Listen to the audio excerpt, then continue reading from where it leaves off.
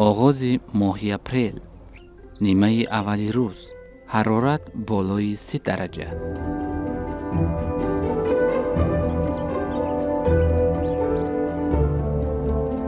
اینجا بیشه پلنگان است و مثل که بهار چشم پوشیده و گرما حکم فرماست.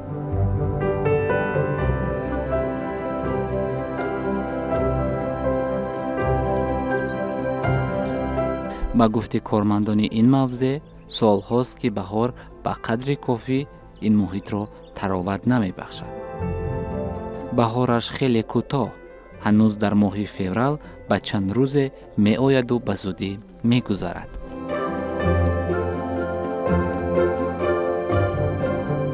از نشانه بهار که ماه اپریل در دیگر منطقه ها اوج سبزیدن و رویدن طبیعت است، در بیشه پلنگان این لاله و بابونه و علف های بهالی در زمین تفسان رویده خبر می دهد. این حالت را کارشناسان از پیامدهای تأثیر تغییریابی اقلیم و بلندشوی حرارت می دانند. بهار در این موضع خیلی کوتاه و تابستان طولانی است. سالهای آخر زمستانی پربرف و سیرباریش نهایت کم مشاهده می شود.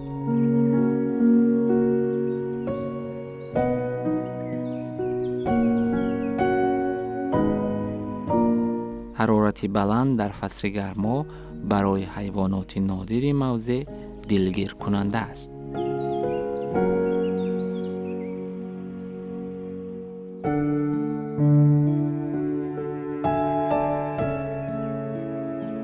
اینجا که مکانی زیستی سرشماری زیادی گوزن بخارایی است، گشت و گذار آنها را از طلوع آفتاب تا غروب تماما نمی توان دید.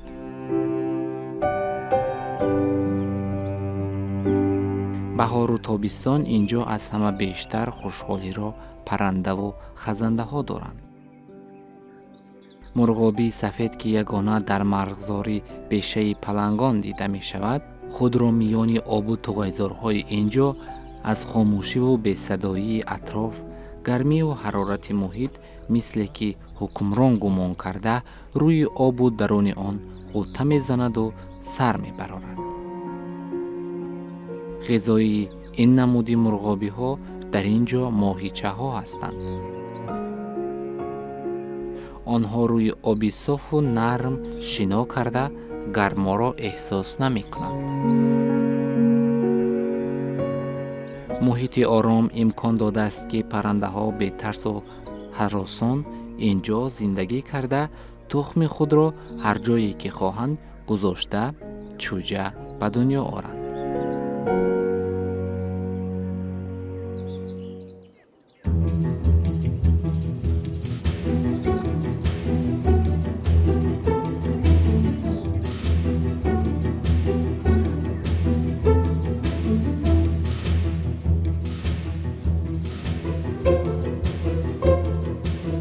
مورچه ها از گرمی و خشکی این مکان برد کرده پی حرکت و تکاپوی خود سرگردانند. مورچه های اینجا از مورچه های عادی فرق دارد. آنها از مورچه های معمولی بزرگ، هوشیارتر، دوربین بوده پر نیز دارند. گویا که گرمی آفتاب به مورچه ها هیچ مشکلی را به میان نآورده، برعکس باعث سرتشویشی آنها برای جمع آوری غذا گشته است. این توده خاک مثل که نظارتگاه مورچه سرکار است و مناره قصر مورچه ها را میماند که نزد درآمدگاه مورچه خانه جمع شده است. مورچه سرکار پیوسته حرکت دیگر مورچه ها را نظارت می کند.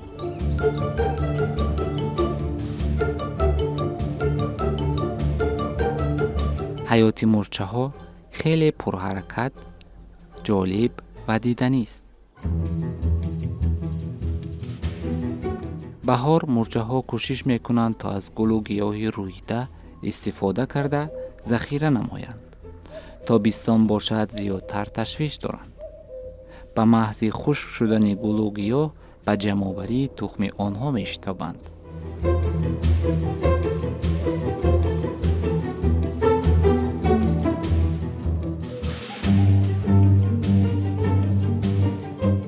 تابستان خصوصاً روزانه اینجا حیات خیلی آرام و پرسکوت است. تنها صدای پرنده‌های خرد و بعضی از حشرات‌ها به گوش می‌رسد و خلاص.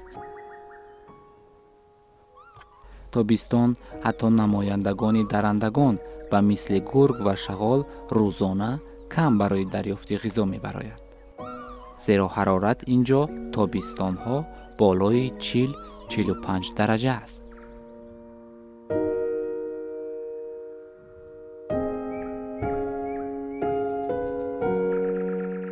توغیزاری بیشه پلنگان تا نیمه‌های ماه ایول اوگوست سبزیش می‌کند. میدان توغیزاری این موضع 12 گکتار را تشکیل می‌نماید. توغیزار مکانی زیست آب سبزها، بعضی از نمود حشرات، حیوانات آبی به مانند موش آبی، ماهی و مارها میباشد.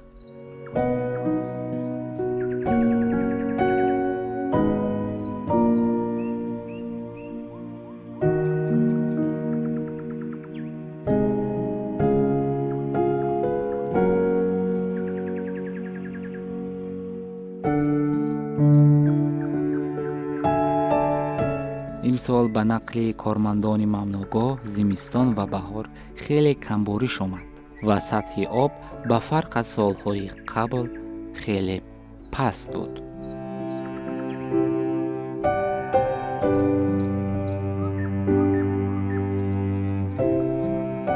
کمباریشی البته تاثیر ناخوب را برای نباتات این موضع می رساند. مثلا از چنین کمباریش آمدن فصلهای سال حدود معینی زمین‌ها به آب مانده خشکیده ایستادند.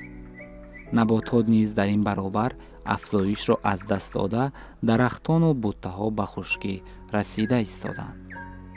شورشوی زمین در این موضع از تأثیر تغییرآبی اقلیم و کمباریشی مشاهده می شود.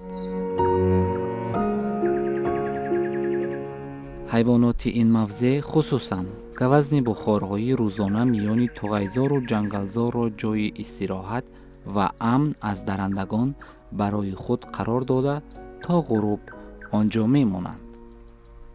بهار از ماه اپریل تا آخر تابستان اینجا حرارت گرم و طاقت فرسا است.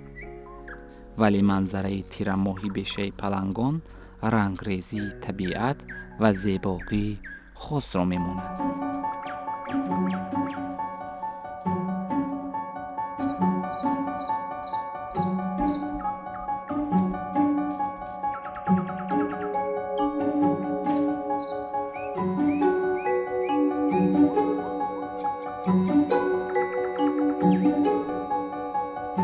تیر ماه طبیعت رنگریز، حرارت روزانه معتدل، شبانه بعضن حالت نرمی شمالی و حیات برای عالم حیوانات و نباتات، پرنده و خزنده ها مثل که گوارا و در این برابر نسبتاً برای بعضی از نمودها سرحرکت است.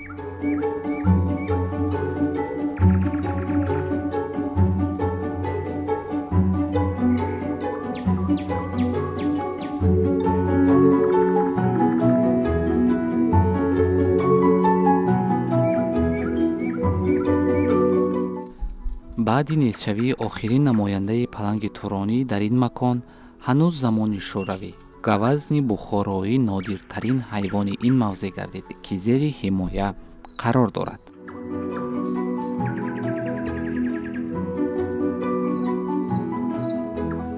برای گوزن بخارایی تیر ماه موسمی خوب است برای زندگی، غذاگیری و البته برای زیاد نمودن نسل. در تیر ماه گوزن‌ها تنها شبانه تا طلوع آفتاب برای غذاگیری می‌برایند. یعنی غذاگیری آنها وقتی معین خود را دارد. روزانه زیر بوته‌های پهنا جایهای نرم و سلقین کمین گرفته پناه می‌برند. در اینجا گوزن‌ها را می‌توان صبح به ملال بدون دوربین مشاهده کرد، البته بی صدا و در وقت معین. درختان و بوته‌ها در این موضع خوراک اساسی گوزن هاست. این درخت پت است. اطراف آن می توان ایز پای گوزن ها را مشاهده کرد. از این معلوم که گوزن شبانه در اطراف درخت سیر و گشت نموده از بوته های آن غذا گرفته است. این نمود درخت تنها خاص اقلیمی همین موضع است. این پته ها را باشد تا میان نمک زیر کرده است. از سبب گرمی زیاد و کمابی در موسم گرما سال تا اندازه به سبزش درخت پته تأثیر بد رسانیده ایستاده است.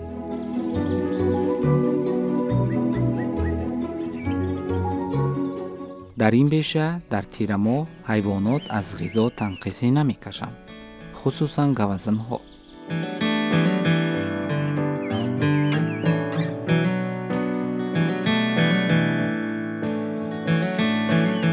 میانی توغیزارها موسم تیر ماه جای سرغذا برای پرنده ها، مکانی نرم برای حیوانات است.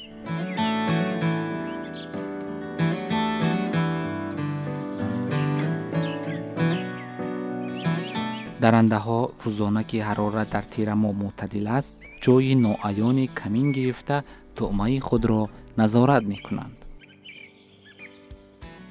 طعمه درنده ها که اساساً گرگ ها اینجا دیده می شوند، در بسیار موردها خرگوش است.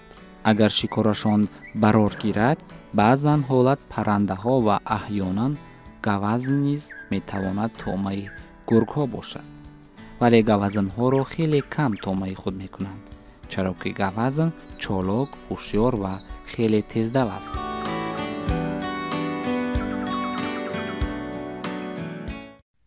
حیات سرخطر و پرتلاطم در این موضع میانی شاخزار و توغیزارها اساساً در دل شب مشاهده می شود.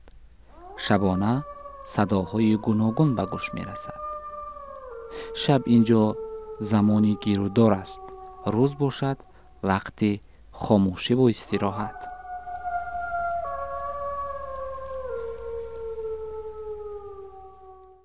چون این احوال در این بیشه هر روز تکرار می شود، مثل زندگی انسان.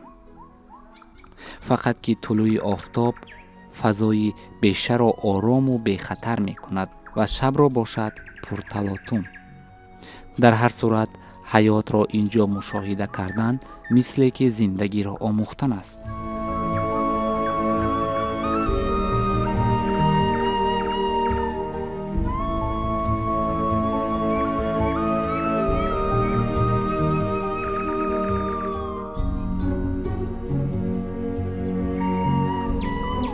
اینجا آرامی است. آب و باد و برگ و گل و گیاه است. گرمی و آفتابی و خشکی و کمابی است. تلاش است و گیرودار و تکاپو. ساختن است و باختن و مبارزه است و زیستن و زندگانی که خیلی زیبا و دیدنی است.